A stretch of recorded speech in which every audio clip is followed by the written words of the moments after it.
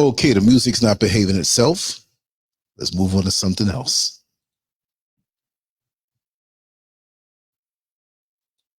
Are we frozen or not? Well,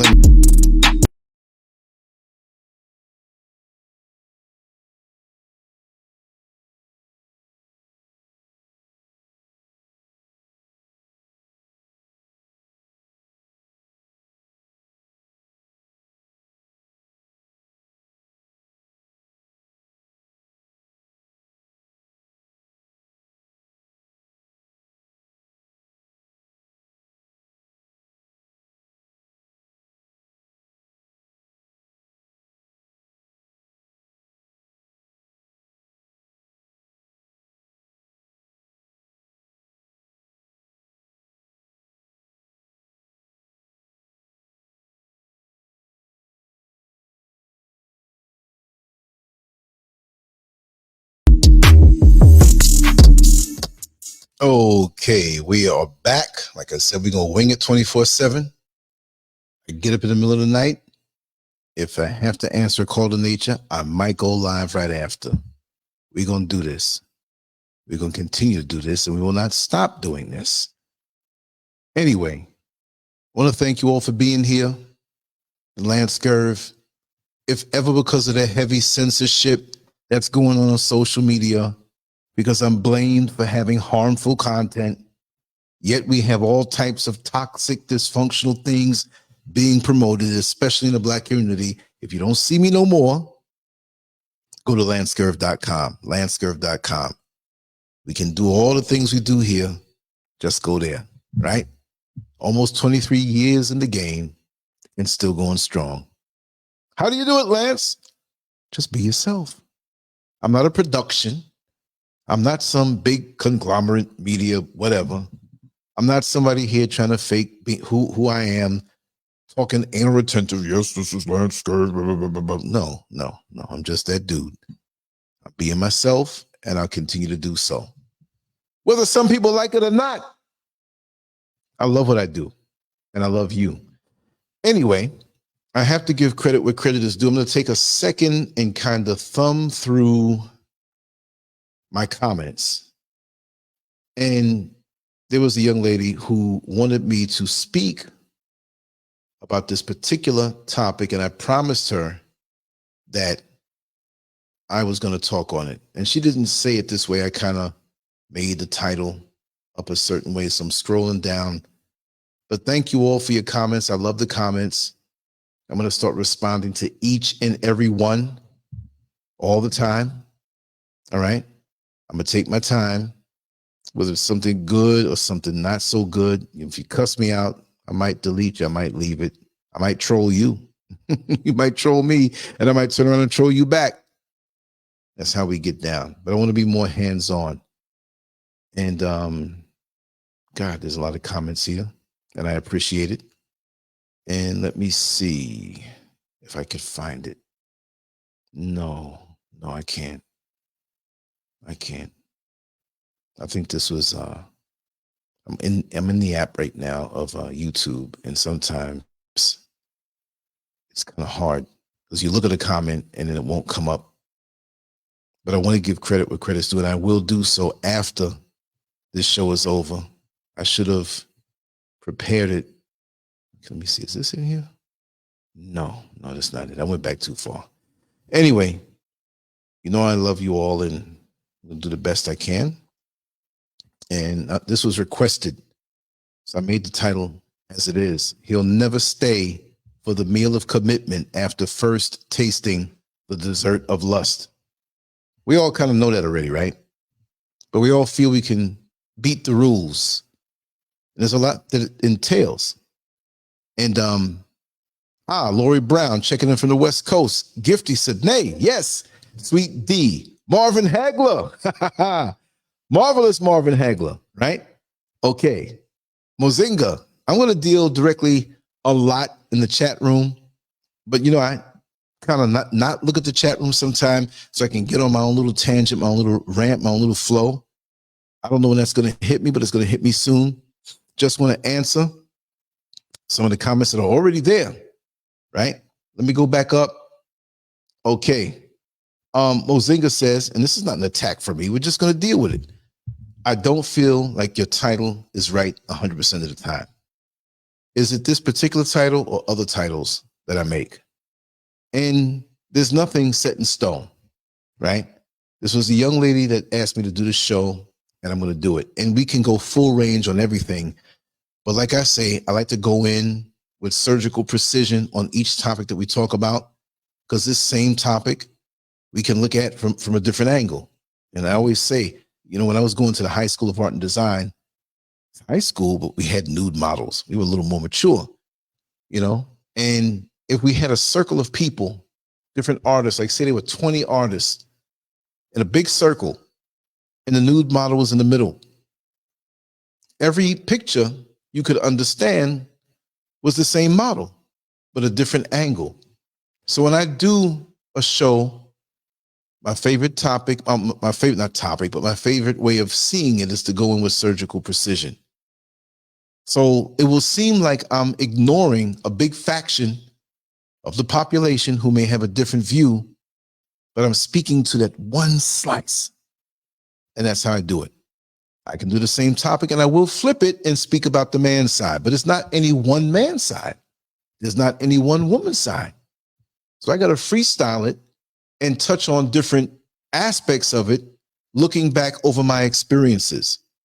Because I'm into human nature. I'm not just a YouTube talking head trying to report news, boring, or one topic all the time. I talk about anything and everything. And I'm going to issue a challenge to everybody. Give me a topic that you think I just can't talk about. We're not talking about nothing personal. No. I've done crazy things in my life. I can talk about some of those things, right? But just general topics that we deal with, I like that. I can come up with them myself. But I like it when it's something that you want to talk about. I'm going to have to stand up. I've been sitting down so much. Ah, yes. And also, Mozinga said, though, I feel like you're talking to the sisters. Now, this one will probably feel that way, but I will include a sprinkling of other mindsets. Again, I'm not right all the time. My perspective may not be right for everybody, but I'm going to go in and I'm always going to be honest and I want to say it. I'm not going to hold back and try to be politically correct. Okay, Marvin Hagler said, I love the name, agree and disagree. If she's crazy or has a bad attitude or no head on her shoulders in a simple conversation, no need anyway. But I'm in my 50s and many men in my family explain this then. Well, yeah, that's the thing. But really and truly, why should we be tasting the dessert of lust first, after first tasting? Right? See, that's the problem with a lot of us. A lot of us don't care when the red flag goes up that she cray-cray. I'm not saying all my sisters are crazy, no. And I will say also that a lot of us do things to our sisters that we either date, court, engaged to, married, or we creeping with. And it takes two, because a lot of our sisters are down for the creep. They are. It takes two, right? So if you see that, why do you mess with her? I'm not saying this to you, Marvin Hagler. I'm just saying in general. I'm not going to have the scrolly on. I want people to see the whole title, right, on the bottom. Because they'll see that one part and say, what you mean he ain't going to stay? All men are dogs. But what do you call the woman who engages with that? But this is not a blame thing. This is not a blame show where all black men are this and all black women are this. It just never ends. We got to get to a point of healing. And when you go to a doctor, I mean, I'm not going to say hospital. We know how we feel about that. But if you go to a healer or you go to a hospital where the hospital is supposed to be doing what they're supposed to be doing, most of them are not. That's a different subject. We know that. But if you go to a hospital and you have a wound, you have to acknowledge that you have a wound. That's why you're there.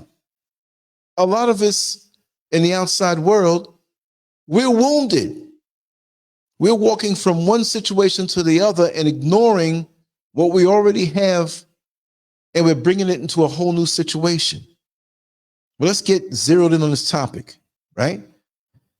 I will try to take a look, but you know, when I blast off, it's like somebody who's high and you're trying to have a sensible conversation with them. So let's just flow. He'll never stay for the meal of commitment after first tasting the dessert of lust. The dessert of lust. Dessert. When do we eat dessert? When you go to a restaurant, do they bring out the dessert first? But then the meal don't taste too good. Because usually the dessert is something that's calorie laden, calorically dense, something real sweet, and not too much. You know, you had the meal and you're full. You feel the nourishment going through your body.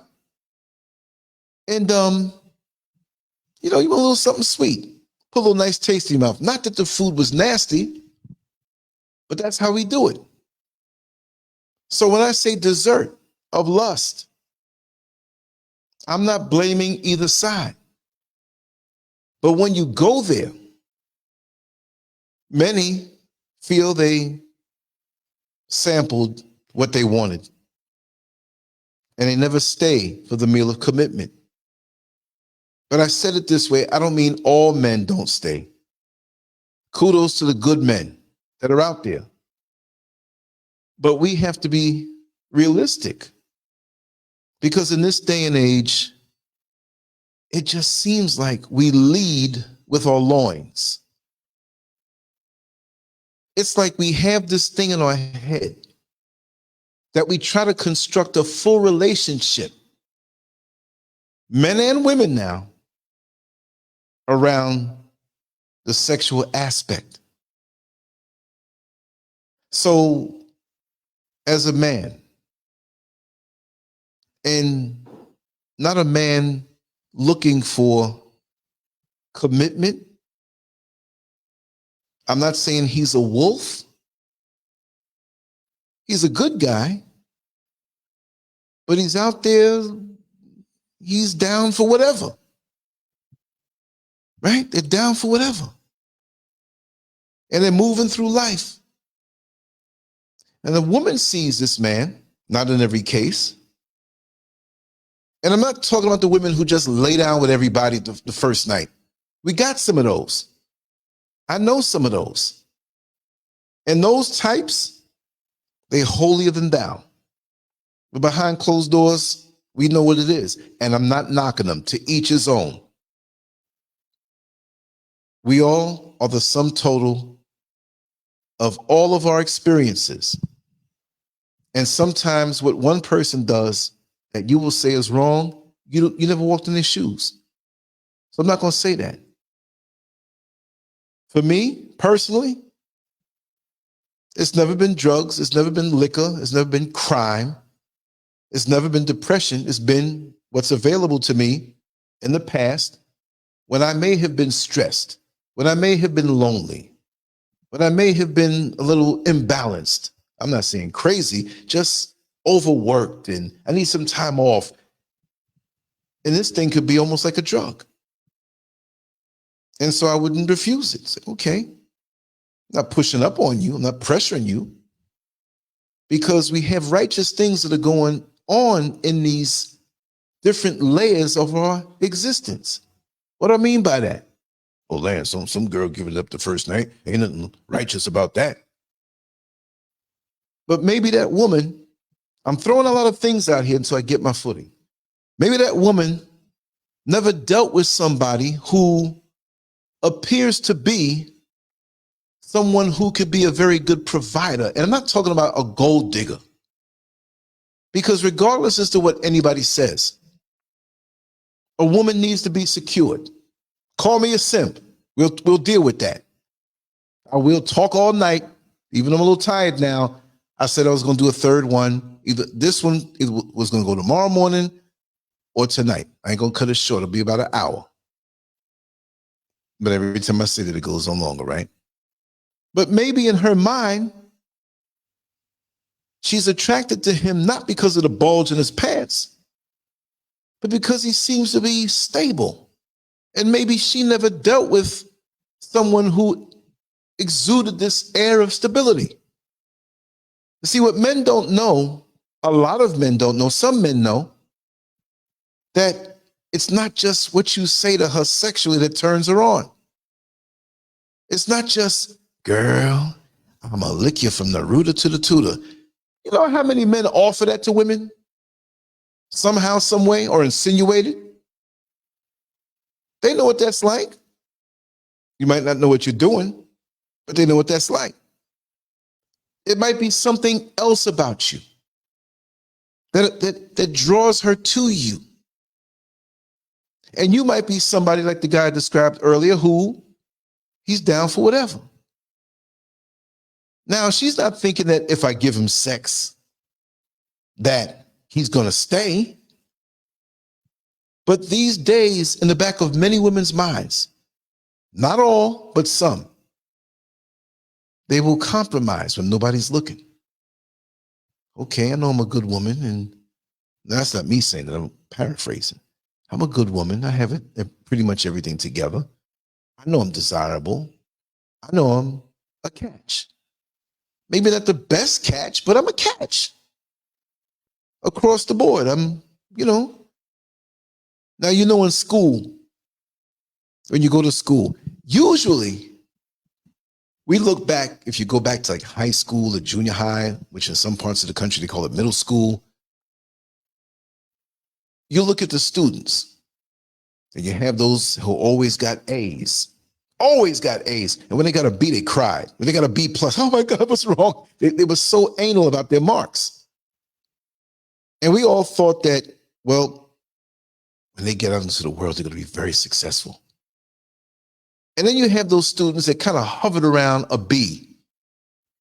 And maybe they might get a C plus every now and then. They might get an A minus, but they're really a B student.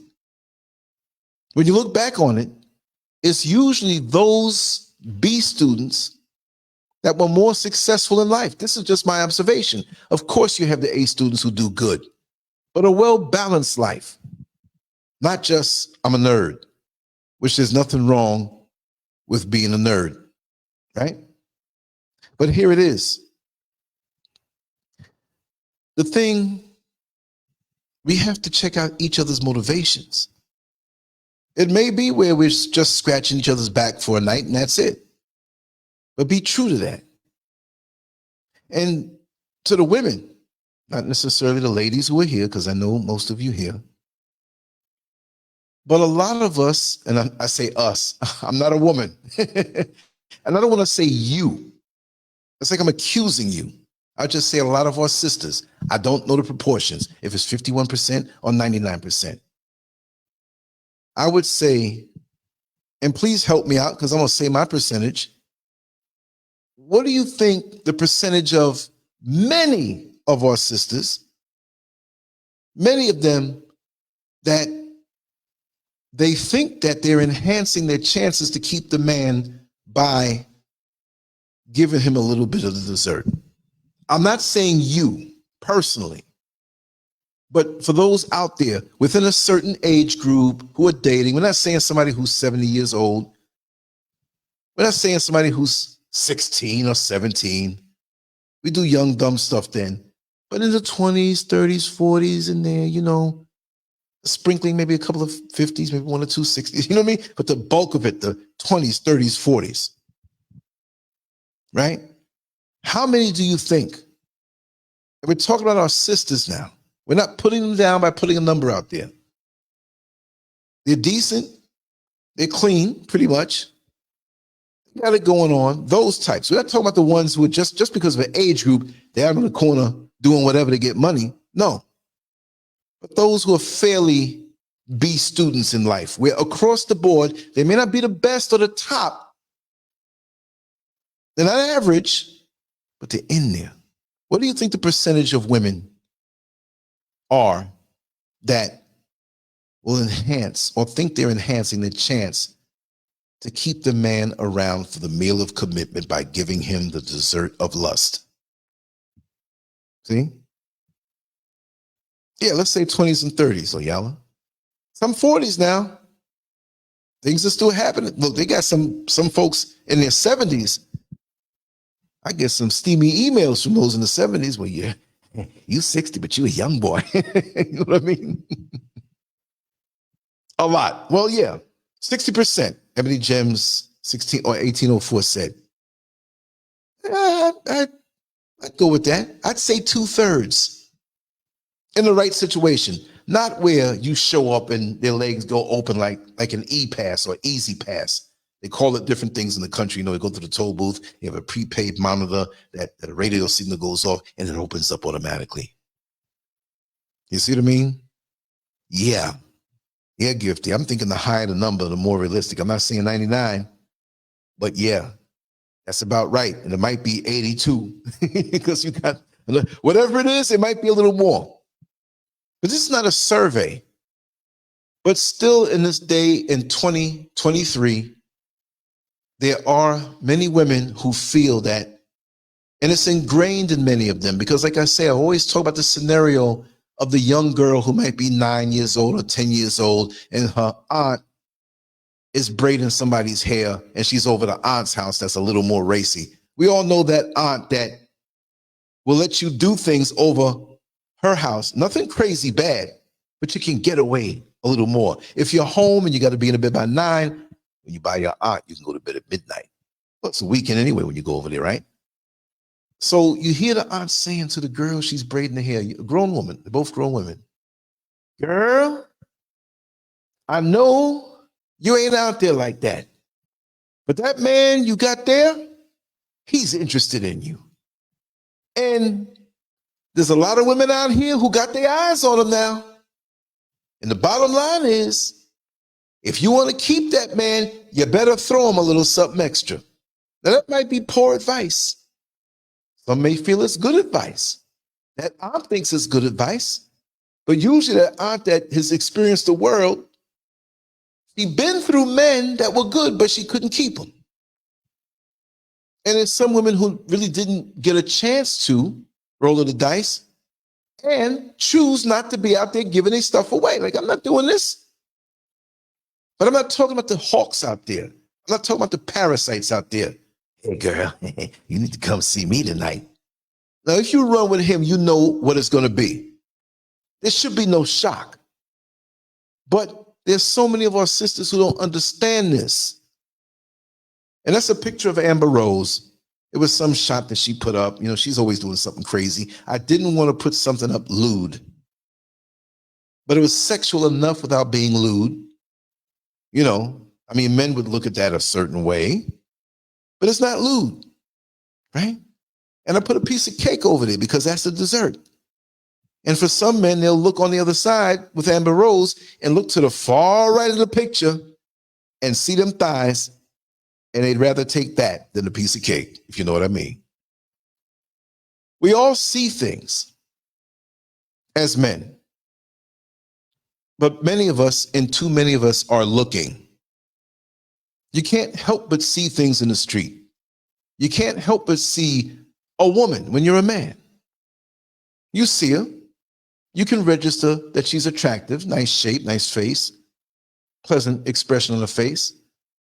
But now when she walks past you and you turn around, now you're looking. Looking and seeing are two different things. And thinking that you can enhance the situation. Now, look, we're adults. And I know I can't ever come off to anybody like I'm holier than thou or have been. I've always been polite. I've always been mannerable. I've always stated what it was. You know, make sure. And you still run across those who might not be a little stable. And the same thing with women. They run across men that they got a taste of some dessert and it went crazy. They couldn't handle it.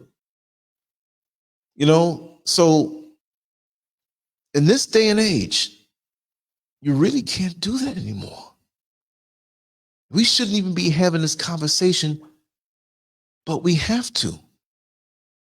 We have to.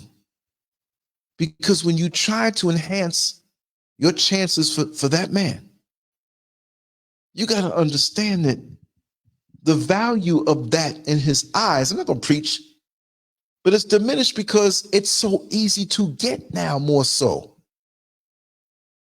Earlier today, had a very close friend of mine send me photos from the 70s, parties that he had at his home, parties that I attended. I wasn't at that party of those pictures, but I looked at the colors of the photo. You know, when you look at something from the 60s or 70s, it has a different look. You still see the bell bottoms, you still see the afros, you still see the certain style of dress. And I was so caught up. And I looked at it and it hit me. I take it that it wasn't cold weather. I couldn't look outside in the picture because it was inside. I can tell that it was either spring or fall, but they were inside. And I knew where they were inside. Nobody was exposed. Now, this was not just a family gathering. It was, the core of it was that. But, you know, even these days, what was attractive back then is not enough. You have to show something. And I know this goes with the times. And I'm a man, I'm not mad at seeing things, but look what's behind it. Everything is going so cheap now. Now, the flip side of this, to appeal to Mozinga, is that men are throwing their dicks around so fast, so much. Your sperm has value. Just like the womb of our sisters have value. And we're throwing this thing around like a game of dice. Gambling. Good man, good car, nice place, good career. Let's see. Boom. And you crap out. Doesn't always have to be there. We don't even value ourselves anymore, but we act intellectual. We understand what's going on. We want what we want. Like Floyd Mayweather, hit and don't get hit. Let's take that and change it over into the context of dating. What are your expectations? The man might want to hit and not get hit with commitment. That's the game. But he doesn't understand he's throwing away something also. And in the back of his mind, if it was too easy, he's always going to wonder, well, if she's with me and she meets an old boyfriend and I'm out of town and he's coming on to her, would she have restraint? He's always going to be looking with the side eye. The same with a sister. She's going to look at you. If all you do is pressure her for the one thing and try to be slick about it. See, guys are slicker now than they ever been before. A woman with a good discerning spirit can figure it out. But one who feels she has to compromise herself, that this is the only way to go because the other girls that are out there who might be a little younger and a little more freakier and a little, they'll give him some. Well, if that's all he's looking for, let him go. Let him go. Because if that's all he's looking for, or you think so, it won't be long before he sees your sister, your friend, your next door neighbor. He'll be on the phone. He went to work, y'all, but that girl next door, oh, it's too close, but I'm going to try. Oh, she going out now. I notice every time she leaves about 8:30. I'm going to find myself out there. It's a game. A game where there's no winner. Everybody loses, but nobody realizes that. You win. Yes, you win. You know what you win? Chaos, confusion, more dysfunction, pain, hurt. And you don't want to be involved with nobody after that because you can't trust it. You can't trust it. but don't play the game. I know sisters. I know some sisters, I don't need a man. I got this, I got my home, I've got my car, I got my career.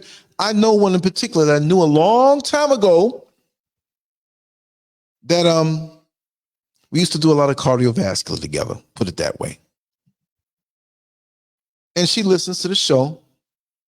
She's probably going to be mad at me for saying, oh, I never put nobody's business out there. So she's not, she may say, Lance, was you talking about me?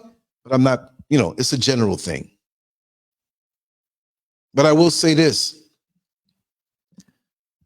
She's hurting inside. And it's not just a man thing. But in this world, it's unfortunate that everything is turned upside down, inside out, and we're in a total state of disarray. And we're not ready for each other. We're all screwed up from the influences externally that have been inflicted on us. As mild as social media influence, to major trauma in our youth, to the yearning to have something with someone, but we could never seem to be on the same page. Why is it so hard? Why is it not easier? Why is it that years before, decades before, it appeared that it was easier? You're younger than maybe somebody who's older like me, and you look at the TV shows back from my day. And it seemed like, yes, we had issues, but it's worse now. We're predatory on each other. We're trying to get what we want, but is it really what you want? I'm going to say no. It's not really. You don't want this. Fellas, when you get older, how are you going to feel when you get to 50 and 55 and 60? And it's not about having anybody, but someone you can say, remember way back when? It could be 5 years, 10 years, 20 years. Sometimes it doesn't work out that way. I'll say this.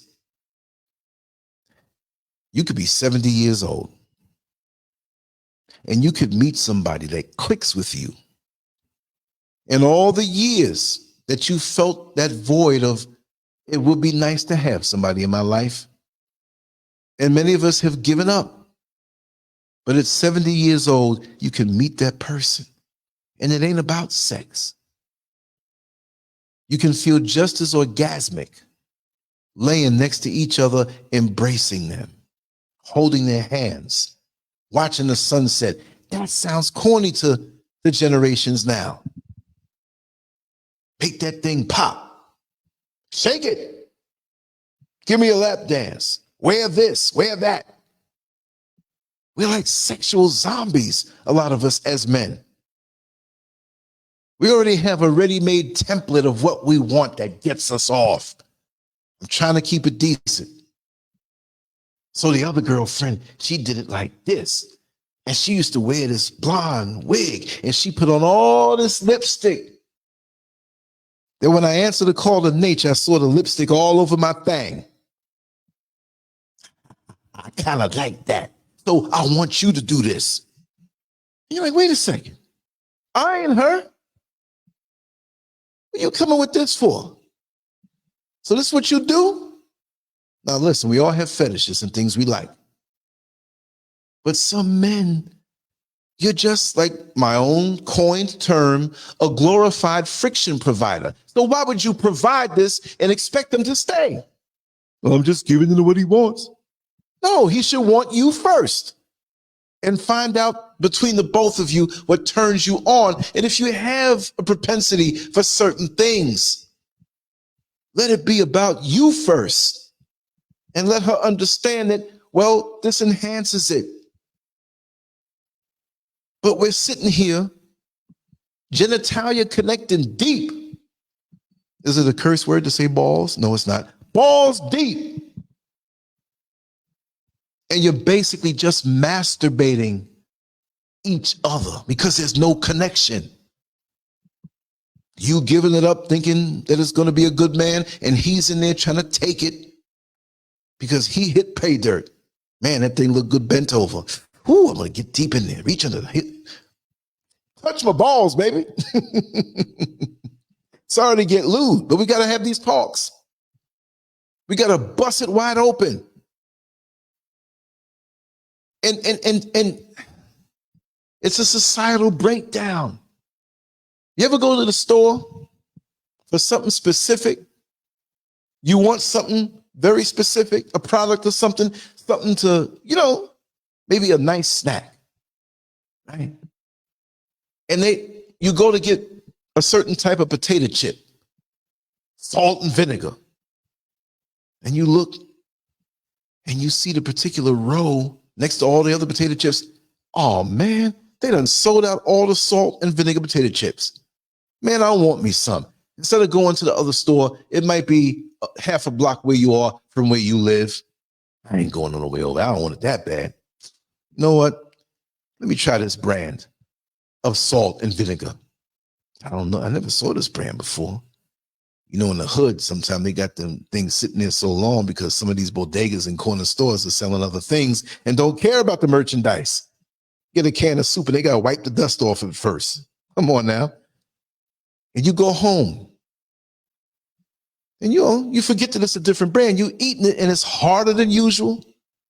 Got some weird flavor because that's not what you wanted. Stop settling. Hold out. Go to the next store and get what you want.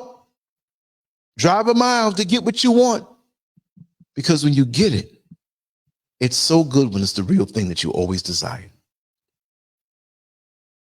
And stop rating ourselves against the next woman.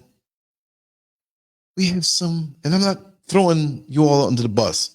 We're just talking real because I love you. The next woman gets married.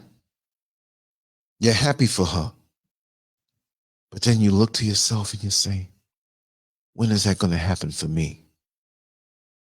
Now, some marriages work, some don't. But would you rather have the big wedding and the big limousine, Hummer, SUV, whatever it may be that you want, a nice hall with all the guests, photographers, you looking good and he looking good. And you realize 20 years after that you were married to a fraud. You realize all of these years now, after this big showing, you have to have the Colgate smile, but you don't have any happiness in your heart because you're not happy. You married this man to be a placeholder because you wanted to be married. You put all this effort because you wanted to be married and you wanted the whole, and there's nothing wrong with having your day. There's nothing wrong with that. But don't take anybody in to fill a slot just because it looks good and because you feel a sense of desperation because the clock is ticking. It's better to be by yourself than to marry into somebody's drama that they cleaned up a little bit to look like a good deal. And when you finally get in it, like, what the hell did I get myself involved in? Your girlfriends know it. They can see it. They don't really know the details, but they can see something different about you. Girl, what's wrong? You ain't been looking happy these days. I know you usually go to the gym, but you've been putting on weight. You pregnant? No. You don't come out as much. You don't do the things that you used to do. See, you're cheapening yourself. Now, if you want to do this, let's go on to the adult stuff. Women have sexual desires also. Some women are not hurt and desperate and the biological clock is ticking, I gotta hurry up. Some women are not like that. Would like to have those things, but they say, listen, I got a career. I don't have time to court and date and get engaged. I would like to be married someday, but right now it's about my career. I would like to have a friend. Now, come on, y'all. You know what that friend is all about. And the friend may not be running around town. That friend might be a very good man, a very good catch. But you both may be in a particular place after the relationship was over, prior, that hurt you, that wasted resources. This Negro took all your money, whatever. And so you say, I'm not ready for anything yet, but I need somebody to spend time with. I need to be able to look forward to my weekends. I'm not mad at you for that. We know the Christian way of thinking that, no, you can't do this. And we understand about soul ties and what can happen. I'm not going to knock you for that. I'll applaud you for not just jumping into a marriage that has not been investigated properly. But don't, unless you want to. Those are your goodies, those are your cookies. But don't give it away thinking that that's going to keep the man near, because what you have, there's a whole lot of what you have out there. And if he's only with you for that, there's a lot of that's out there. I almost said thoughts. Those two. And I'm not putting anybody down. Just a little wordplay.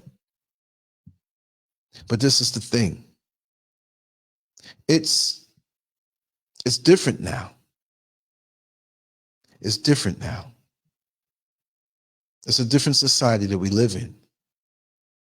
And certain things are encouraged.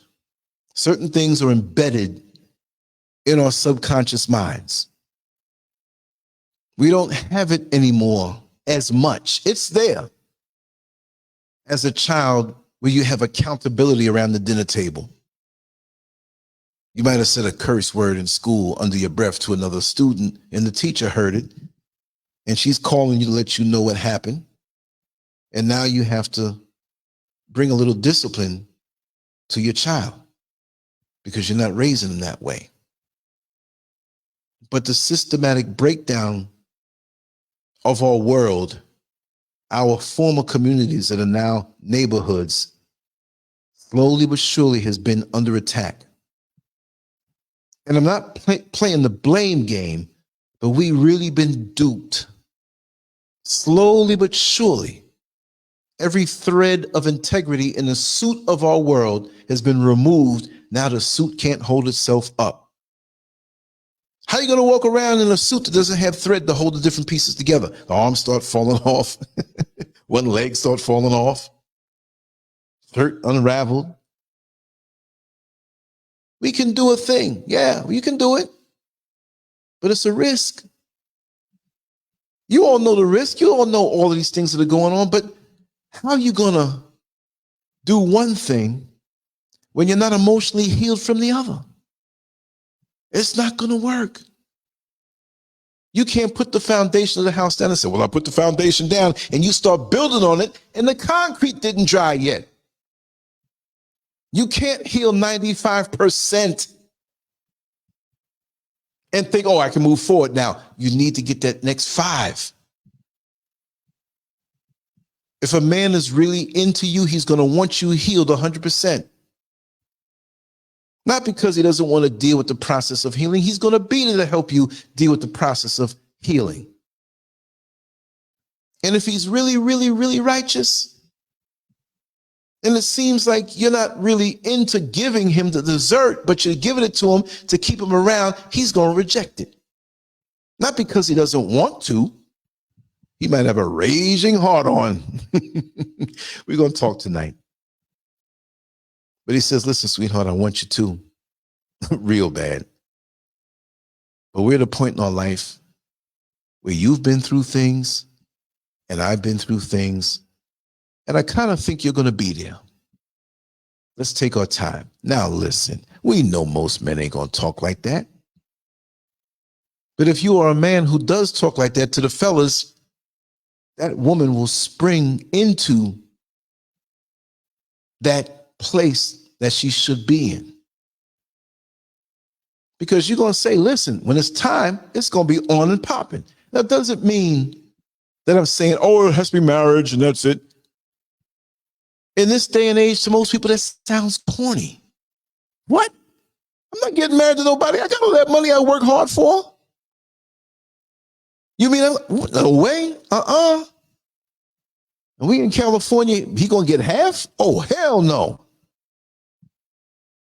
Well, sign a prenup. But after a time, if you're for him and he's for you, there's no better feeling than making the leap after you have investigated, not just for 2 months, but been around each other for a while, right? And he's willingly giving up everything. Listen, I want you to see that I'm transparent, okay? Run my license, run my background check. We're going to go down and run a credit check. Oh, man, SCURV, man, you messing it up for us, man. You a simp. No, he got to do the same thing. You got to bear it all. We so willing to bear it all in the bedroom, snatch off our clothes. We haven't even digested the meal that we ate after we went to the club when we first met. Now we naked in the bed. You can do that. We taking the time to swallow all the crotch sauce, do all the freakishness, lay in there huffing and puffing, and don't even know each other. Know nothing about each other. Are you here to build? This is good. Oh my God. I'm all messed up. Look, I was telling jokes to friends the other day, and I was like this. I was like, man, if there's no sex in the afterlife, I'll stay here and live another lifetime. It's that good. But then again, it's not about this level. I believe, on a side note, that when we experience orgasm, that's a sample of what's waiting for us on the next level. That's a bone being thrown at you. Hey, listen, I'm not saying we're going to walk around in the afterlife like we're coming. We're not going to have a physical body like we know. But there's things that we're gifted that if we do the right thing, our dessert will be righteous, and it will be good, and it will be wholesome, as should be in a proper situation. We're cheapening ourselves, and the fellows are the same way. They're so quick to say, oh, she's a cheap woman. She's a fast woman. Man, 20 years, 15 years ago, she was screwing everything. What about you? You mad because you didn't sample it? See? So we all are coming up from the gutter. Not all of us all the way. I know some very great unions that they did everything right, as it should be. You see what I mean? And just like you said, I just happened to look in the chat room. Let me look over here. Okay, you're all saying some good stuff. Energy vampires, right? That's why I have never slipped around. Exactly. You know, Queen, I know who I am. Creating hard to get rid of soul ties with people. Not even love, just lust. Lori Brown says, I don't have to be married. That's a contract and ritual that the government makes money off of and tell you how and what to do. As long as the right documents are signed, I don't need his last name. Okay, I respect that. And I feel that it's a money-making thing because while it's so easy to get married legally and hard to get out of it, right? I do believe that there's some measure of commitment that should protect each party. But the way they do it in America and what they encourage through the media, you're seeing all these stars that are influential. Oh, that's my girl. Remember how she was in that movie? Oh, man. And she getting divorced and married, divorced and married. That's influencing you. What until death do us part? Even if there's no paperwork, what about the commitment? I know people who had never married before, and they were with each other till death do them part. If you can't do that, don't do it at all. Number one, if you can't do that, don't do it at all. Well, I'm getting married, and we got conditions. You get married, but you're like, I'm still single, but until I get caught cheating. Ain't that sad? Don't do it. If you're going to half-ass it, don't do it. I was a little fatigued. I said, I don't know if we'll do another show. We did the one early. We did Neil Frazier. I said, you know what? What do I have to do? I'm going to sleep a little late. I'm going to get up and do another one. Take a little walk. Do old man things. I ain't no old man yet. I don't care what the number is. I could be 95. I ain't no old man. Because I'm always striving for something to do to make me a little better incrementally. I know 22-year-old people who are old. They're striving for nothing. He'll never stay for the meal of commitment after first tasting the dessert of lust. If you want commitment, why are you giving him the dessert? That's a deep thing to give the dessert. Brothers, that's a deep thing to take the dessert. I've allowed people to give me lots of dessert in my youth, and I know, looking back, I was mature, but not mature enough to know certain things. And I knew the things. I was taught by my parents, but emotionally, maybe I wasn't ready to be so strong. And things feel so good, but you're wasting yourself. You're never really getting over with this thing. You see? You're weakening your dick, fellas. You're cheapening yourself, sisters. Hold it. Hold it. That sounds corny. Well, yeah, it's easy for you to say it. All them damn women you done been with, Scurv.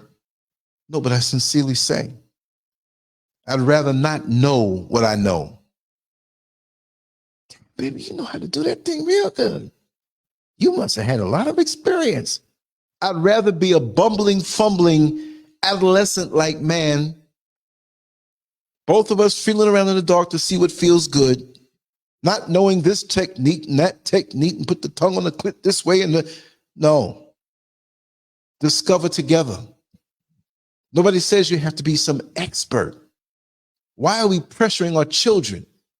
Well, society, actually. We're not saying you have to go out there and have lots of sex. No, you're not saying that.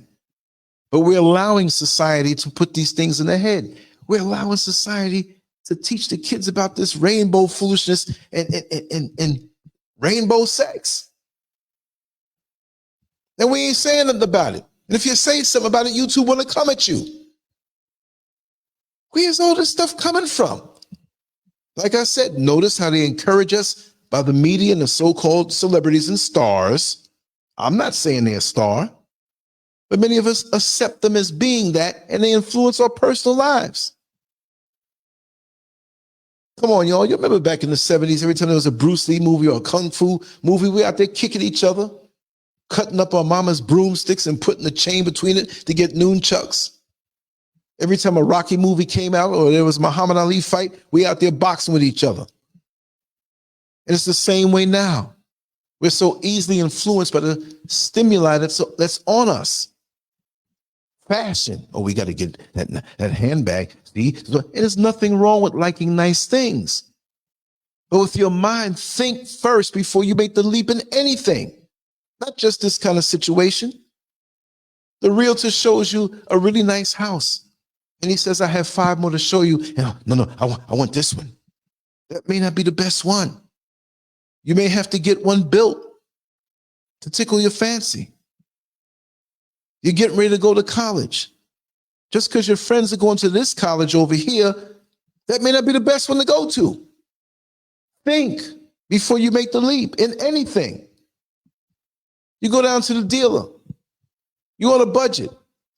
You can only afford a Toyota Corolla. Why are you trying to get the top of the line Camry or a Lexus? Think before you make the leap. That's, and I'm seeing some comments here. Okay, let me, Queen, I know who I am. Let me put this on the screen. Some of these disgusting women are practicing sexual masculinity, doing masculine things under the sheets to these effeminate men. Hallelujah. Queen, I know who I am. You said it now. You're preaching to somebody and you're speaking to somebody. I got to say that again.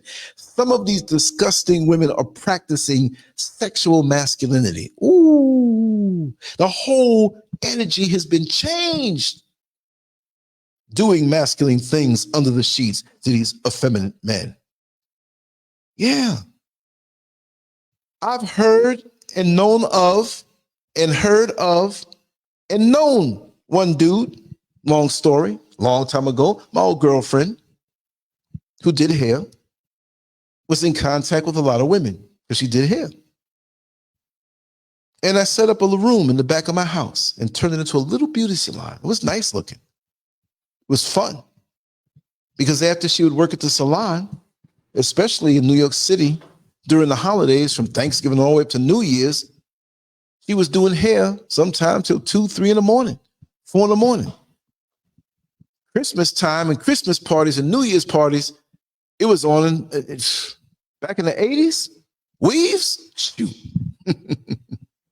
I'm not making fun of weaves. I'm saying that was a very lucrative thing back in that time. And you had a lot of women who were girlfriends of big time drug dealers. And these guys would throw them a couple thousand, like, okay. And they come and get a weave for $500, $600, $700. The micro weaves and stuff. Crazy. On a side note, I remember I would observe how they do this, right? I'm just watching because I would be in there talking too. And we had some good times that were talk show worthy, some laughs that I remember to this day. I have to remember all of it and replicate it and just share it with you. Conversations that were phenomenal. Might have been a little adult, but they were phenomenal. I used to hear all of the secrets that the women would tell because they would talk in front of me. They didn't care. Lance is different. He's different. Let me tell you about this guy. You know what I mean? So a lot of things I speak about now, I absorbed in that period of my life. My whole life, every segment was groomed to do this. So I don't have to read off of a piece of paper. But it was amazing because there was a woman, she was in her late 20s and her man was in his early 30s. He was a straight up blue collar guy. I'm not going to say what he did for a living because that would give it away. And she worked in the corporate world, but she wasn't really the type who wanted to be in the corporate world. What I gathered from her, she just wanted a more traditional, old school kind of job, like not the corporate world, right? Something supplementary to what her husband did. But it appeared that they got along fine. And I told this story before, and I'll have to say it the decent way because YouTube is just waiting to snuff me out. But one day, and I wasn't trying to overhear it, but I was in the next room. We had louver doors. The louvers were cracked. I was half asleep. You know what I mean? I'm laying there. I heard what they were saying, but I was like, dozing off. Her voice dropped. And she said, listen, can I talk to you about something? You know, when me and my husband are making love, everything was all right, but there was some feeling of something missing, a void. Because, you know, it was easy for me to hit the high point. I can't say come. I don't know if somebody's going, oh, I'm insulted. He's talking nasty. I hit the apex. I hit the peak. I hit the climax. But with him, I didn't feel his mind was always around me or on me. It was like his mind was somewhere else. He performed properly and got me there. Never refused any act perform on me, but he did something missing. It was almost like he was doing it to satisfy me, but he wasn't getting the maximum satisfaction. We never really talked about what turns us on. We never really talked about those things. I tried to talk to him about those things, but he didn't want me to dig deep on him. And I always wondered about that. Right? And I'm just gonna move this comment so anybody coming in can see. But you know, we're doing our thing. Now we have no problem with the missionary positions because he's a tall guy, he's got a little weight on him. And I definitely have weight on me. So we're not trying to do the acrobatics because that's fine with me. But I noticed when he was on top of me, one hand was gone, meaning that both of his hands weren't next to me to support his weight. It was like he was doing Rocky push-ups. You know what I mean? But it never stopped. His hand stayed away. I was always wondering, like, what's he doing? Is he itching his butt? So we kind of got another dresser that was a little smaller. And strategically, I wanted to put it behind, like over there, and angle it so when I'm laying down, I can see what he's doing with his hand. So I never said anything about it. He didn't want it there, but I said, no, I want it there. Turn the lights down low enough to see. And we started making love again, and we do different things. And, the foreplay, now we're getting into it. His hand is gone. I'm like, I don't believe what I'm seeing. We didn't have the lights on super bright, but I can see it clear as day. He was stimulating his anus while he was inside of me. Oh man, YouTube gonna get me now. I didn't understand that. So, I kind of asked him, like, I notice your hand's always back there. And so he's like, well, he admitted that he's kind of turned on that way. But when he was at work one day, way down in the back of his side, his little drawer, his little side of the bed drawer, way in the back, I found 3 dildos. Dildos? What is he doing with in his drawer? He never brought it out and said, I want to use this on you. This turns me on to see, or let me watch you use this. They were back there. I sniffed it. It smelled like butt. Oh my God. Either he's cheating on me but he's using these things. So after a while, I confronted him about it. And he admitted that he always wanted to use that on himself while he was, and they did. She accommodated him. And she kind of found out later on that it didn't end there. He was always enthusiastic to hang out with his buddies. His buddies he met, but he was always tight-lipped about when he goes over their house. One day he said he was going over to watch a football game, and I checked the schedule, and there was no football game. So she found out that her husband was really on the down low. See, we got to check out the people we with. And there's a lot of men running around here who it's like almost certain couples have decided to switch. Or certain men who say, I'm not interested in that stuff. Or they don't have to be gay to act effeminate, but they're not fully a man. And then we have these masculine women, like Queen I Know I Am stated. I'm not saying all women are masculine, but a lot of times they using a strap on their man.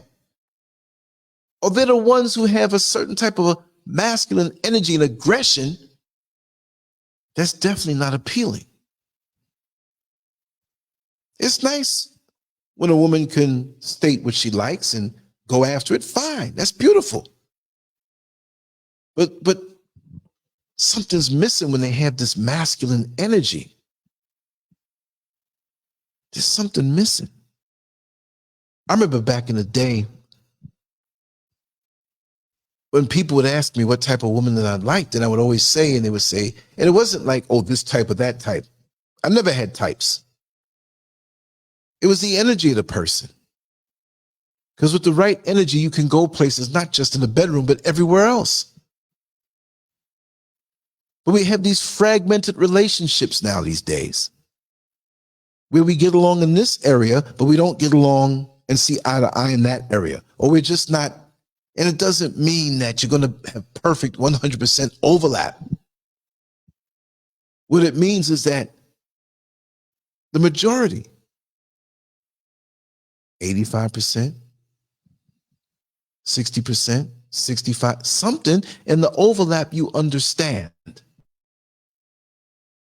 If I like sushi and you don't, but you like Italian food, well, let's go to an Italian restaurant and you eat.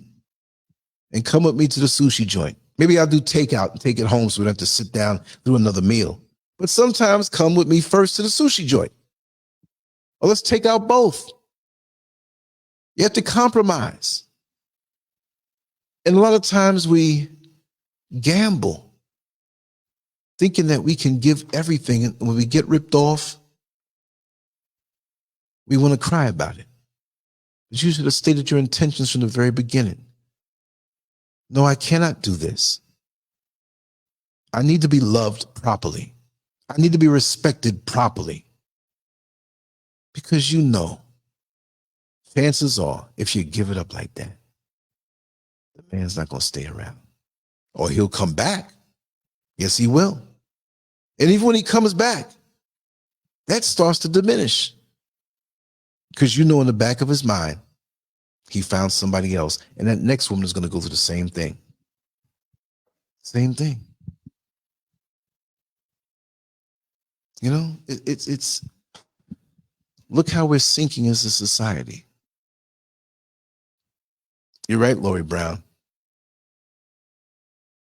Yeah, Queen, I know I am. Remember the song back in the 80s? Another man is beating my time. Another man is loving mine. You know when that song was out? That song was out 41 years ago. Why can I say that? Either 40 or 41 years, but I believe it could be 42 years between 1981, 82, and 83. And I remember training with a particular training partner, so it had to be around 82 or 81. Let's pull this up. Another man. Just Barbara Mason. It just popped up. Look at this. I can't play it. Let me see if I can copy the link. This was that long ago. And it was somewhat controversial, and people would say, no, this couldn't be. Here it is. Here's the link. I hope this is the right link. Sometimes when you copy the link, there it is. There it is. I'd like to do a separate segment on Down Low Men. I'm going to talk about it now. I mean, when I start out on the topic, we start out and go in. Dang, it's an hour and 9 minutes already. Said I was going to be done about 9 minutes ago. I guess we're going to keep on going. I'm going to sleep good tonight. I do this every day. This is going to be short. Wow. The question, are African men mostly straight? I would say so. But there's a whole lot of them out here, I have to say, that are diddling around lots of times for money and just, there's a lot of them out here undercover. I don't mean sashaying. You have some of them who are like effeminate. You know, I was on one of the commuter vans coming home, and you know, you've seen the videos out here.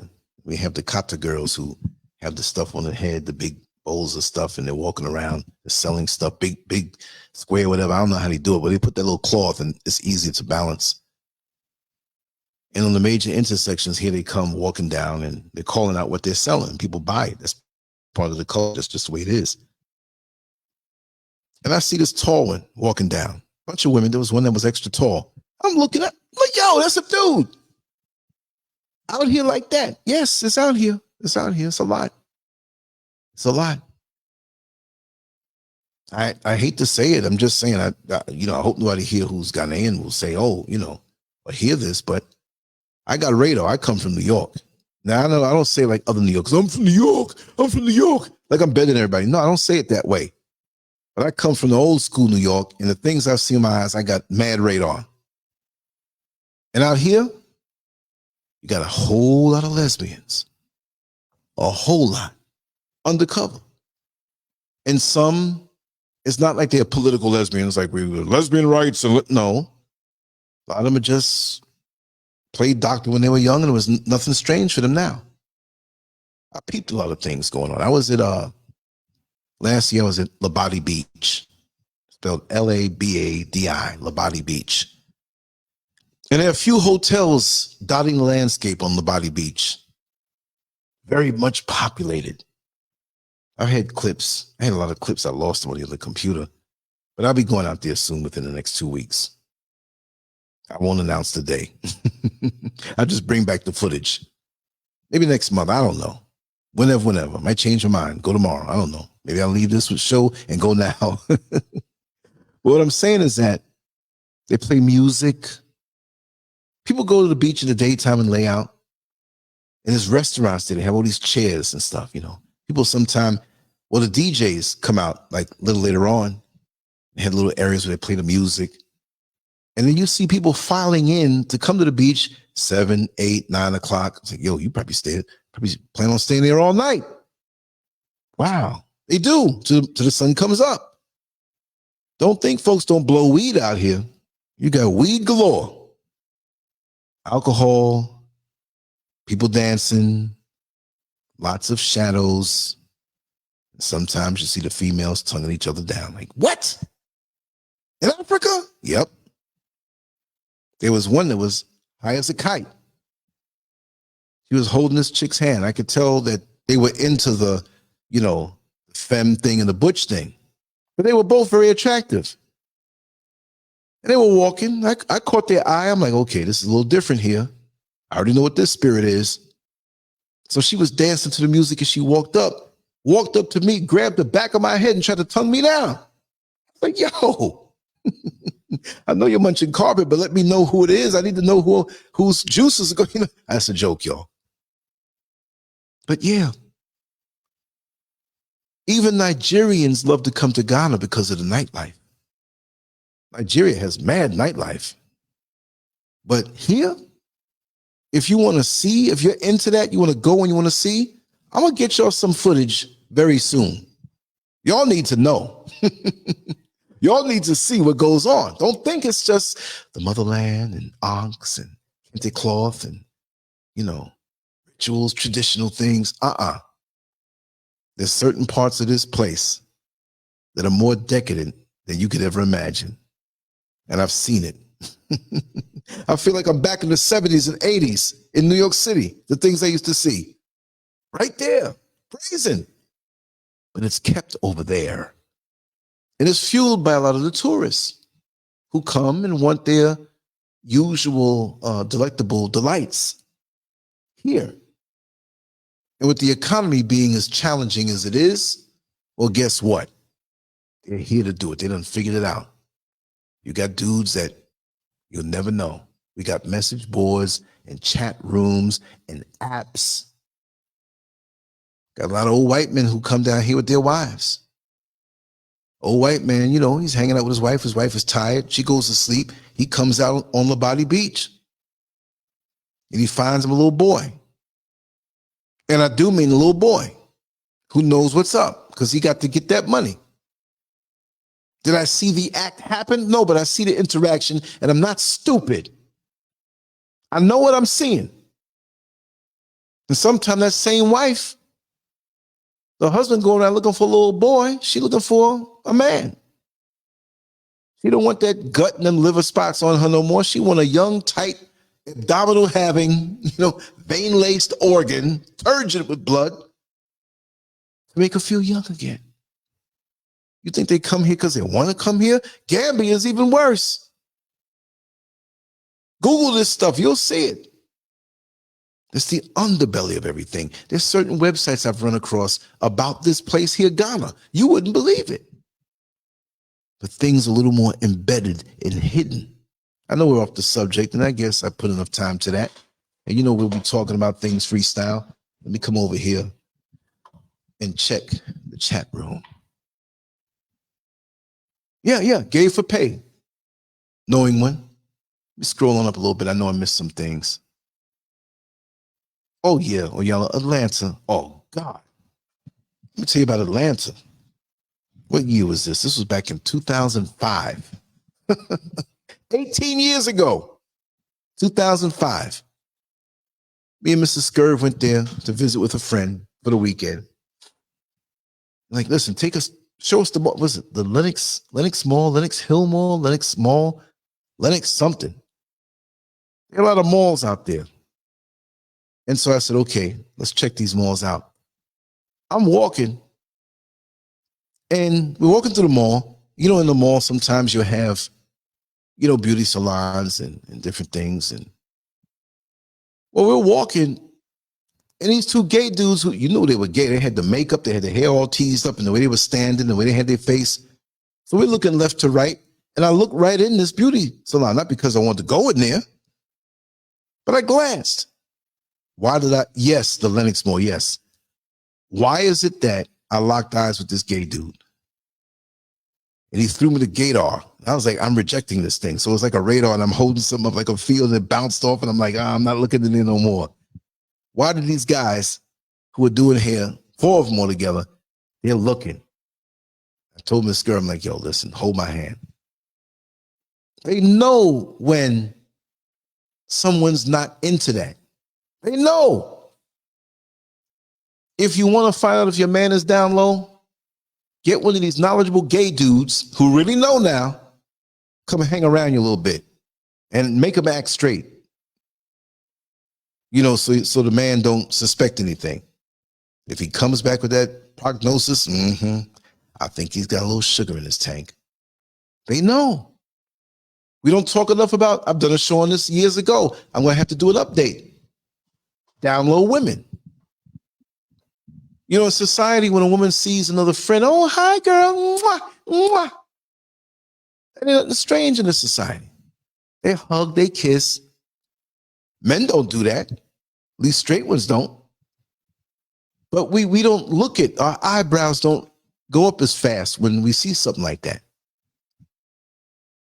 You're all in the room changing outfits and trying on new stuff. You're all with each other naked, the door closed. Doesn't have to be anything. And there's a lot of emotional lesbianism going on. How about that? You got a lot of married women who are disgusted with their husbands. And they feel close to that next married woman. Sex might happen, but there's emotional lesbianism going on. But they can confide in each other, where they can't confide in their man, or their man just doesn't understand them. And then it moves into something else. Girl, I feel so close to you. It's just such a plus to have you in my life. I've seen this with my eyes, y'all. I'm not making this up. I'm not making this up. What you said, Lord Jesus, help us. It's yeah, and you have the air kisses too. Yeah, oh yeah, that's cool. You know, I'm not saying you can't do this and you can't do that. Some kiss on the cheek, whatever. Some kiss on the mouth. Not saying that's suspect, but you got to look like, okay, you know, you have moistened lips and you're kissing on the lips. You know, it's like whatever it is that was the societal norm back in the day, we're going against it.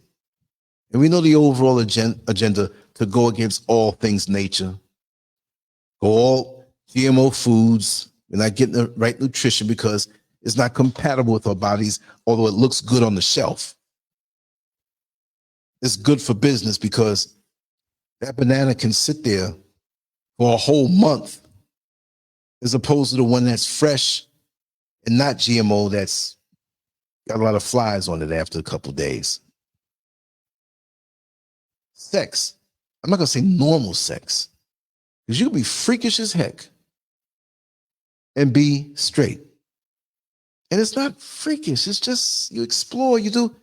But they've taken that gift of that and turned it around. You see what I mean? Turned it straight around. And we can't really, I don't know. Where are we going with this? What is it going to be? Like Brother Neil Frazier said, the digital demons that are influencing not only us, our children. It's beyond influence. That's normalcy for them. So if all of this, and they're exploring hard, we done saturated. We like, okay, I know about that, whatever. Maybe our sex drives, you know, kind of like our minds are other places. We're not focused on that anymore. Remember how, I don't expect you to answer this, answer if you want. But when you were possibly in your teens, early 20s, when your body was just, I'm so ready. At a time when you possibly weren't emotionally prepared for that.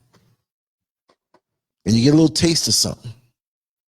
First thing out your mouth, I love you. Those were the innocent days. And you quickly learn that you didn't. But the sensation that you felt was so overwhelming and so good and so, it just encompassed everything. It's the thing you felt you were missing. It's too good. I remember. The real good first time, oh God, I love you. I don't even know where she at now. I had to say it ironically. I don't know where she is at this present moment. Nah, I don't know where she at. Where's she? I don't know. Is she alive? I don't know. Wish her the best. There's so much things being thrown at us.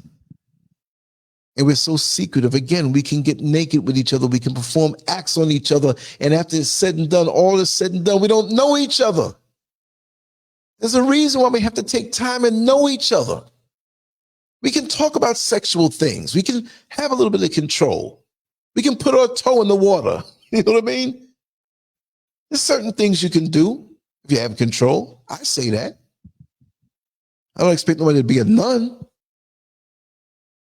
But don't just put your stuff out there like that. Especially when you have, like I said, you got men, you got women. And anybody can have a disease. But I remember seeing some studies years ago, maybe it changed, but you have a higher chance of contracting something from a man than a woman. Meaning that if it's two women, I'm not condoning anything. They can get it too, but a phallic thing going in your anus, oh man. Don't you understand that that's a direct passage into your bloodstream? The anal cavity. It's right there. The transmission of certain things and all the weirdo diseases they got now. They got some weird names. Like, what is that? And you look at these things under the microscope, and like, that thing is, it look like a snake with hair. You know what I mean? Are they manufacturing these things in the laboratory also? The diseases, man. And the manhood thing. No, I get mine. I don't masturbate. You better get that jar of Vaseline and keep your health if you got to do it. You see? You want to stay alive. Queen, I know who I am. She says, I'm tired of looking at these fake women with fakeness from the top of their heads, weaves to their behinds, BBLs. When will it all end? It's not attractive, y'all. The BBL thing is not attractive. It's not attractive. I saw one in the airport in Amsterdam, the layover before I came here to Accra, to Ghana. Her legs were skinny and her butt went out like two beach balls. They're getting it wrong. Maybe something's wrong with me. But what is an attractive backside? One that's in proportion to the thighs. You got these skinny leg women slapping on fake butts. And it looks nasty. Even if your butt may be a little flatter, it's in proportion to your thighs. If you go to the gym, build up your thighs, have nice rounded thighs. Your butt will come along if you do the right squats and the right exercises. You drop a little body fat, not much now. The waistline will come down. You eat right. It will fuel your hormonal system to be right. There's a lot that you can do. But slapping on two fake whatever,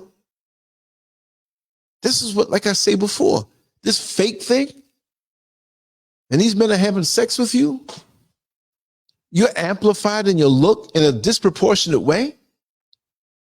Anybody who has a twisted lust toward anything fake, there's something wrong with you. You are mentally sick. I'm sorry. Maybe I'm stepping on some toes, but you know when you come here, I'm going to say it the way I see it. That's why YouTube don't like me no more. They want to kick me out. Men getting BBLs. Are they getting BBLs because the women want to see that? No, they're getting BBLs because there's the next man drilling them. Wow. They're going to have to get mad at y'all. And the whole MGTOW thing, men going their own way. Like I said, where the hell are they going? Men going their own way. That sounds like some homo preparedness type of lifestyle. Men going their own way. We're not saying it's gay, but you know what I mean? It's a homosexual preparatory course. It's the prelude to making the leap. We make sure that you're making the right decision. We're going to groom you into a lifestyle away from women. Men going their own way. It's crazy. Landing price is not attractive and not longevity, plus neglecting of working out and eating better afterwards. That's the best way. And you're right. Men like natural women. The men back in the day I know, growing up, and that's what stimulated me. What about Thelma, off of Good Times? The sitcom, Good Times, Thelma. What's her name? Bernadette Stannis, right? Oh, man. She was pretty. She didn't have an extremely explosive shape or anything, but she had a feminine, sexy shape. And look at her today. Google her and look at her today. I know she's older than me. I'm 60 now, so she must be climbing up on 70. 66, 67. I don't know, but man, natural. The essence. We're not focused as men on the essence of the woman. That thing you don't see, but you can feel. We're focusing on the orifice. Just that. Hey, man, you know, this girl a freak, man. You know, I was on top of her, man. She want to take it in there. Backside. Yeah, man, you. Okay, if you're a man or woman consenting to those, you do what you do. People experiment. After a while, oh, that hurt too much. That's not for me. But you with a man, and the man's with a woman. Don't try to bring that other stuff in and say, well, to justify, well, y'all do it. Nuh-uh. It's a man or woman. You can do what you want to do. As long as you're not hurting, coercing, taking advantage of, trying to influence them in the wrong way, doing things that hurt unless you happen to be into the S&M and the B and D. Sadomasochism and bondage and domination. We'll do shows on that too. I've seen that with my own eyes. Right? But everything is twisted to be unnatural. And there's that big push to just have us going against all women. Black women ain't sugar, honey, iced tea. They this and they this and they that. The whole of black women are like this? Or every single one? That's what you're telling me? Then we jacked up then. But maybe you can aid them in the healing. Maybe you can, because you jacked up too. If you can say all. Was your mama jacked up? I'm sorry. Well, that's a black woman if you're black, and it's a black, you know, if she's not, then that's one that you got in the favor. Maybe you're choosing wrong. How about that? Maybe we find ourselves at the wrong fishing holes in the lake. You want a certain type of fish, but these other fish congregate in that part of the lake. You're already getting knocked. Look, I did a little exploring these last few days. And I went to the grocery store in the evening, far away. I say it that way. I ended up seeing people that followed me online. It was a car driving by, and they screeched, yo, that is Lancescurv. I was like, oh, damn. Internet is a powerful thing. We took selfies, we laughed, we talked, we shook hands. What are you doing, man? So I'm not doing nothing, but I just got these 2 small bags with me. coming from the grocery, I'm going to take the van and go on home. Why don't you just come down the road with us, man? It wasn't nothing dangerous. They were like really decent people. So we went to a restaurant that happened to be also a nightclub. So I'm in there, and I'm not dressed for this. I got 2 bags of groceries, but I had a good time. I took the intro with the young lady. After a while, went on back home. And it was a good, wholesome time. I didn't see anything devious go on in that place. It probably was, but it was like a flashback to the 70s. People were dancing because they enjoyed dancing. And I had on Crocs and shorts and a t-shirt with 2 bags of groceries in a club. And they kept egging me, come on, let's dance. I'm not dressed. Everybody's dressed and whatnot. 10 minutes later, I was tearing up the dance floor. They're like, you ain't 60 years old. I said, yes, I am. Good, clean fun. There were some women there that were dressed in a very provocative way, but they weren't. I could see that wasn't the intention. They were just enjoying being a woman. We celebrate gay men so much in this damn society. Why can't we celebrate the beauty of a woman? Even if you can't hide your curves, we ain't gonna look at you in some lewd way. Damn, you sexy. You're beautiful. Enjoy yourself. I see what you got. I see here. Let me put this up. Lance, have you ever thought of having a weekly live for males only? They're in need of hearing some truth from someone with a good mind, such as, thank you so much. Just thought, I'll do that. I'll do it this weekend. You set it up on a regular basis, whatever it is. I'm not claiming to know everything, but I'll share what I feel and my experiences, and someone will agree with it. I'm not saying I know everything. Oh, yes. Queen, I know who I am. I wish I had lived and died in the 70s, my favorite decade. Yes. And I'm sorry for anybody who don't like it. That's the truth. I was born in 63, turned 17 in 1980. So I caught it. Plus, with the body I had at the time, I used to be able to get into places. You see what I mean? Lori Brown says, you probably would be in an unhappy marriage if you were in the 1950s or 60s. Back then, you want sex, marry, get a girl pregnant, you marry her. I know. But it made people more careful. Some still made the misjudgment. And then they always met that girl who did it all. It's crazy. It's certain things you didn't do. Oh, no, I did have fun. I had fun. Them Crocs were popping, too. Had mud on them and everything. I just was slipping out to the store. I was far away. I was walking around and just observing, and had my little camera, one of them, a tiny one, the GoPro. Sometimes I keep it on me. I don't get anything. I don't push it. It's like a cop with a gun. Except with the cop, a successful police officer never pulled his weapon. Right? So for me, I'm trying to be successful, not successful, but meaning that I'm going to get footage. Sometimes I don't get it. It's nothing of note. I got a little bit. Got some things there I can show. But it was a wonderful time. And that's a beautiful thing, Queen. I know who I am. And sometimes maybe, we get curious, but you hold yourself. And really and truly, that's what the men should do, too. It'd be better. Really and truly, most of us have never been just with one partner. I understand that. God, dog, I can't. I can't even. But really thinking back, if I can trade it all in and have just one and never know the experiences with anybody else, just that one, I'd be better off.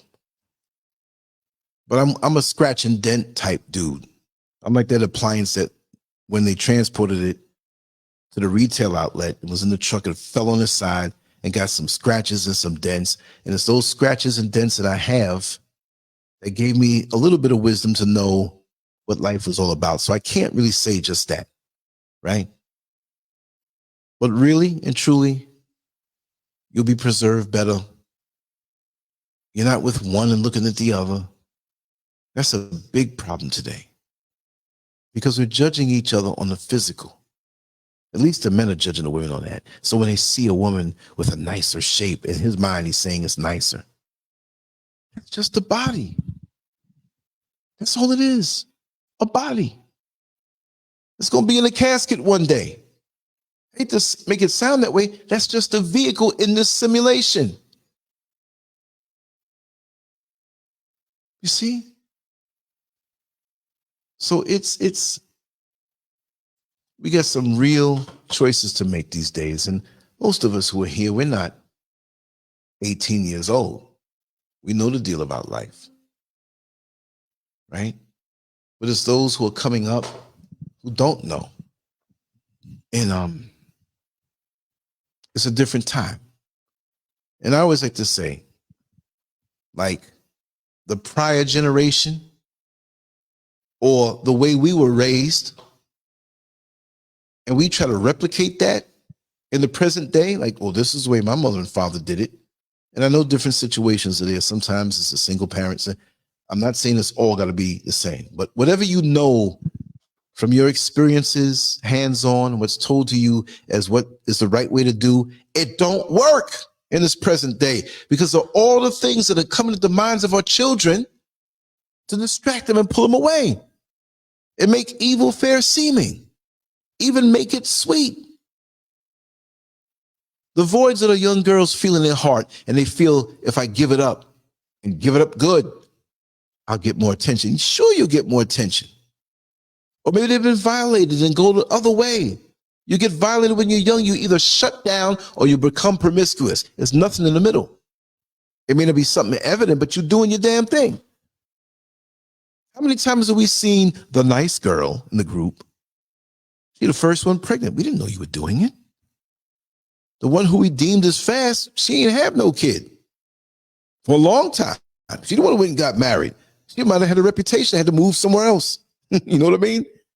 That's real. Yes, society has devolved. Exactly. You're right, Oyella, if they're willing to listen. Yep. Zombie apocalypse. Yeah. Apocalypse. Yeah. The Mike Tyson moment. This is the Twilight Zone to me. You know, you got all this stuff going on, and look, the Jerry Springer generation back in the 90s coming on up. And we looked at it like jokes, but they were planting seeds in our head. Bum Negroes with trailer trash white girls. 2 teeth in their head, more toes than teeth. It was entertainment, but they were planting seeds and stimulating us. Even those who were of age, those of us. It was to move the goalpost of decency. My God, my God. And then the internet came. And it married the smartphone. So we can walk around and touch with all this stuff. And you think we were going, you know, looking at something scriptural? No. Looking for something in the news that's proper? No. We go to decadence. I remember for a time when I said the other day, remember the time we used to say, oh, I got to hurry up and go home and check my email because your phone couldn't access the internet at that particular time. Once that happened, it was another level of decadence. Getting on a subway train or a bus looks like a church, like everybody's praying. So they got their hands in their phone and they're looking down, allowing themselves to be brainwashed and imprinted. I was already righteously crazy before. So you ain't imprinting nothing in this thick skull of mine. I'm going to tell you what it is from what I see. I've been online a long time, and a lot of things come at me. I'm still here. I've grown, but I'm still the same as far as stability is concerned. haven't flipped me out or burnt me out or I'm right here. I'm built for this. I'm not going to just change and, burn out and disappear. No. If I choose to leave this, it's because I chose to leave this. Why not record or do lives? I like talking. I like expressing myself. I'm going to do it anyway. Lance, on YouTube no more. Well, I'm somewhere talking. Somewhere running my mouth. And I'm going to talk about what I see. I'm an artist. I can't do anything different. I told you about the heavyset lady that I drew. She hired me to draw her nude. Wasn't no hanky-panky. And when I drew her exactly as she was, she got mad at me. This ain't me. What you talking about? Delusional. Look at reality for what it is. You see? Yeah, Lori Brown. Now that's a real beast, internet and smartphone. Now no one can think for themselves. The spell of the Black Mirror. I'm online probably more than anybody in this place. I'm learning things, teaching myself things, seeing what's going on to be able to talk about it. I have to check certain things out to know what to talk about. What's going on in the world? Now, how do I flavor this conversation?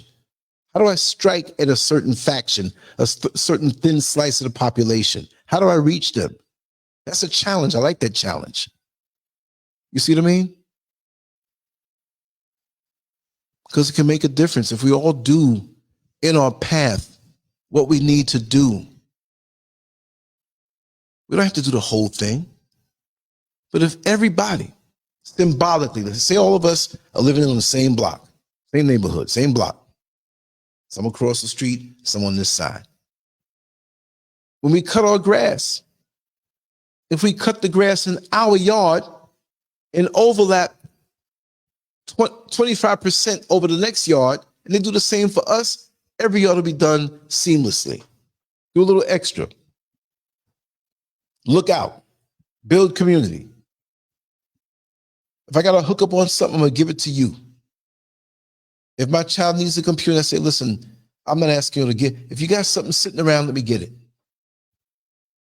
I got something in my garage you need, come on and take it. I got you, take it, it's all right. It'll come back to me a different way. We should be loving each other so much that there's no exchange of money in our hands. We should be treating each other like we're family, but not trying to take advantage of each other like family. It's a balance. We should support each other. Mentally, physically, emotionally, spiritually, financially, all kind of ways. Do what's needed. If I'm good and I'm full, bring the food over to the family that's hungry. But we're so much in this feeling of every man for himself, and I'm all alone, and I don't have anybody. And I said earlier, we have no friends. So that should make us gravitate toward each other even more. When we know that, because like it was told to me the other night, the Chinese, some of them may have their problems, but they stick together. They ain't letting us go above them. And they're a worldwide force now. They're not only just where they are, they're a worldwide force. You know how the Chinese and Japanese were treated? And now they've elevated, shrewd, had a vision. If I ask most average people out here, the average one of some of us, yes, we have some average out here, mediocre and ain't trying with the seeds of greatness inside of them. If I asked them, or if I paid a white man to come around and ask them, because they'll answer it a little better. Excuse me, can I ask you something? Yes, what's up? What is the goal of your community? What is the vision of your community? You're going to hear some long silence because we don't have connection as a community. That is sad. The collective vision of where we're going to find ourselves 5 years from now, 10 years from now. I'm getting older and I still think that way. Where do I want to find myself 3 years from now? Where do I want to find myself by the end of next month, which is December, to find myself in a better position to start out 2024? I like to begin the year strong, end the year strong, have a strong middle, and I ain't coasting in the other parts. I ain't coasting.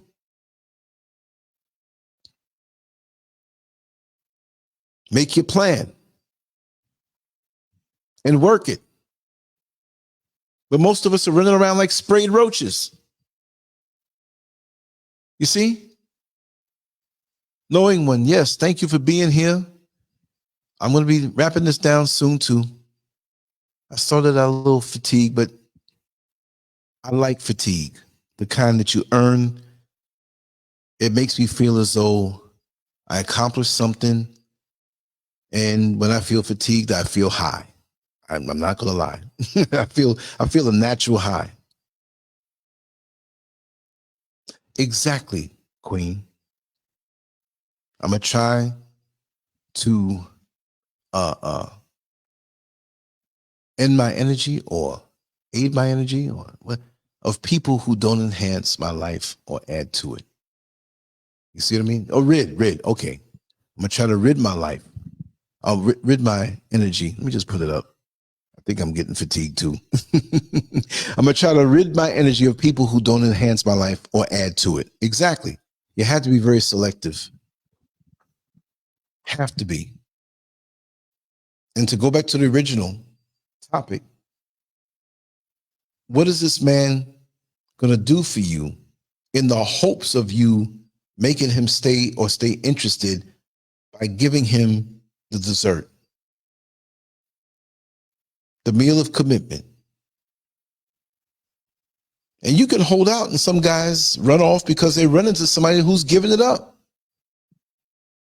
Like the dude I know, who him and his fiance, they were gonna, fiancés and they do stuff. We're getting married, so we might as well just, get it on good right now. These folks were like, okay, we're gonna do this right. And she looked at him in such a pristine way because he was so faithful. And she held out and he held out. Or so she thought. He was banging everything that he can get his hands on all up and down the town. Did he play that role when he was around her? Perception is everything. She just knew she had a catch. Now, there's no way of really knowing. But in a way there is. Take your time. You want everything too fast. Messed us up. Used to take time and write letters and mail them, and they don't get there for a couple days. We used to get money in the form of checks. We had to wait and cash the check. The bank is closed, you screwed until Monday. Credit cards, debit cards, text messaging, FaceTime. You can call somebody in the wee hours. And you know that they have their ringer down, it's just on vibrate, it's not going to bother them. All the rules are broken. Everything is instantaneous. Microwaves. Packaged food, throw it in the microwave, it's ready in a minute. We want what we have now. Girl, I want to marry you, but and them thighs looking nice in that skirt. I want it now. I better give it to him because if he doesn't, he's going to go away. This now thing, it ain't going nowhere. If you're real and true, you're not going nowhere. I will wait. You're worth it. How many men say that? It's not about just a vagina or your ability to suck a golf ball through a water hose. You are precious. You bring life. You're living death by letting every man get up inside of you, and you wonder why the life that comes out of you is not edifying. There's a spiritual element to that. Fellas, your sperm has value. Stop giving it away to all these little women across town who you got babies with. Things happen. Yes, I know. When we're younger and we make misjudgments, I understand that. You see what I mean? It's just, we're so off, yet we pretend that we have our act together. We pretend. We're playing pretend. Like the Halloween kids with the costumes on. Like the little girl who has the princess dress on. Like the little boy who wants to emulate his father and have the tool belt on that he can't hold up on his waist because it's too narrow. It's just, we got to reject all of this newfangled foolishness that's been around for a couple of decades. The videos, the rap music, the parents who feel that, well, I need to let them do a little extra something because that's how it is this day. It was more, no, just run it right. They'll thank you for it. It really hurts to see where we've gone. I'm not saying everybody else is perfect, every other race, well, it's perfect, but they got their own thing. They maintain their culture. We're the ones that let others rip our culture out from under our feet like a rug. And when you do that to somebody, what do? They fall down. They've removed the screws from our machinery. We're going to fall apart. We're the only ones putting our women out there as playthings for other men. They're not going to put their wives out. Let me tell you something. I told it before. I'll tell this story real quick. I used to drive a commuter van. When I found out how lucrative it is, I did it for a few years in Queens, off of Sutphen Boulevard, doing the Q9 route, all the way down to Rockaway and Lincoln Street. And there was a man across the street. Every Sunday, he was standing over there, kind of looking in the direction of the line of vans. Who was that man? It was a Jewish man, right? After a couple of weeks, he came over, stood near me. Excuse me, sir, may I talk to you? I'm like, yeah, what's up? Everybody else scattered. They didn't know what it was. Is this a sting or something? I'm like, I'm not doing nothing bad. I like you. I said, what the hell is this old Jewish man tell me how he liked me? Like, I'm about to tell him I don't get down like that. I wanted to hear him out. So he asked me if I could drive him around to different establishments. He just wanted to pick one of the drivers, and he saw me, and not just on looks or anything, just he saw how I was decent to people and everything like that. He was observant. So I said, well, where do you want me to take you? Like a cab fare or something? I said, no, I wanted you as my private driver for a day. How much would you charge? I said, dependent. We go places and I'm parked. It's not going to be as much because I'm not burning gas. If I'm driving straight hours and hours here and there, we're going to have to adjust because I have to be focused. I have to keep the gas in the tank. Different variables. You see? So he wanted to go around to different topless bars and nudie bars and different neighborhoods. And he just wanted somebody to be there with him. And then I had to drive him up to Spring County in upstate New York. That's a predominantly Jewish, no, not predominantly, that's all you got up there, Hasidic Jews. He had a business in Brooklyn. He'd swing through Queens. He'd have his fun, and I was to drive him all the way up there. Man, but this is back in 96, around 96. I didn't mind because half the time we were parked. Parked the vehicle one side, he goes in there. And this guy had some kind of, I'll call it sexual Tourette's. That's the funny part. Because he put on baseball caps and all. He had on all black, but he had the locks. So he had to push it up in the baseball cap and try to be cool and act like, nobody sees me. The short guy. He looked peculiar. He kind of looked like Robert De Niro with a full beard. And he looked like Robert De Niro now, but back then, Robert De Niro was a lot younger. And so it was a regular thing every Sunday. And he'd get food for me and stuff like that, fill up my tank. And I walked away with $500 for a couple hours of work. No problem.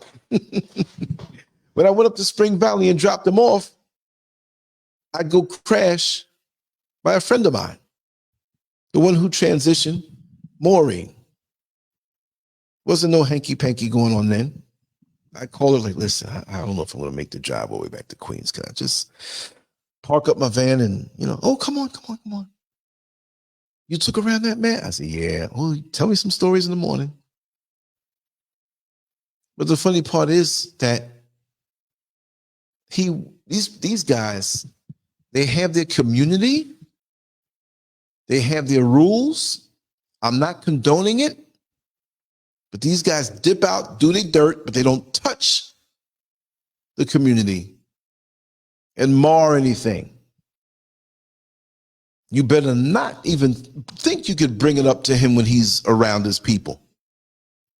They had to uphold a certain imagery because they know the young ones were looking.